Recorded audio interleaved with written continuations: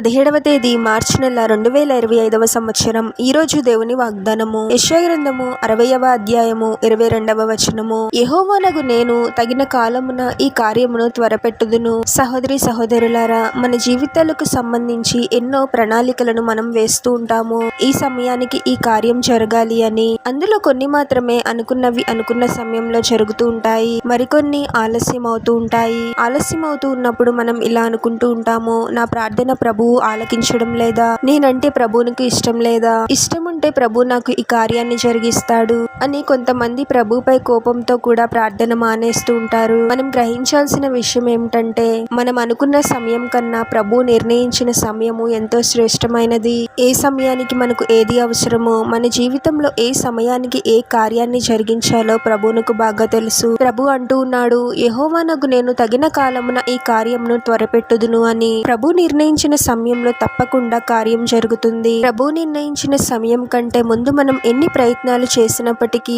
ఆ కార్యం జరగదు.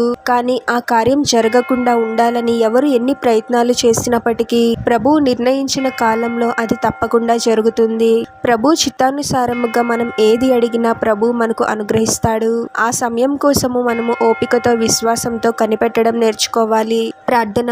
పరిశుద్ధుడు ప్రభువా, మీ పరిశుద్ధమైన పాదాలకు వేలాది వందనాలు, స్తుతులు, స్తోత్రాలు చెల్లించుకున్నాము తండ్రి. మరొక నూతన దినంలోనికి మమ్మల్ని క్షేమంగా ప్రవేశింపచేసిన దేవా, మీకే స్తోత్రం ప్రభువా. ఏ సమయానికి ఏది ఇవ్వాలో, మా జీవితాలలో ఎప్పుడు ఏది జరిగించాలో మీకు బాగా తెలుసు తండ్రి. మేము అనుకున్నవి అనుకున్న సమయంలో జరగలేదు అని విశ్వాసంలో బలహీనపడి మీ నుండి దూరం అయ్యే వారముగా మేము ఉండకూడదు ప్రభువా. మేము అనుకున్న సమయం కన్నా మీరు నిర్ణయించిన సమయము ఎంతో గొప్పది అని గ్రహించగలిగే జ్ఞానాన్ని మాకు దయచేయండి తండ్రి. అద్భుతాలను, ఆశ్చర్యక్రియలను జరిగించు గొప్ప దేవుడవు ప్రభువా. మీరు చేయాలి అనుకుంటే ఆ కార్యాన్ని ఎవరు ఆపలేరు తండ్రి. మీ చిత్తానుసారముగా మేము ప్రార్థించి పొందుకునే వారముగా మేము ఉండాలి ప్రభువా. మా జీవితాలలో మీరు జరిగించబోయే కార్యాల కోసము, మీరు నిర్ణయించిన సమయం కోసము ఓపికతో విశ్వాసంతో కనిపెట్టే వారముగా మమ్మల్ని దీవించమని, ఈ ప్రార్థనలో ఏకీభవిస్తున్న ప్రతి ఒక్కరిని పేరు పేరున దీవించి ఆశీర్వదించి అభిషేకించమని, వారు చేసే ప్రతి పనిలో మీరే వారికి తోడుగా ఉండి వారిని అన్ని కీడుల నుండి, అపాయాల నుండి మీరే వారిని రక్షించమని,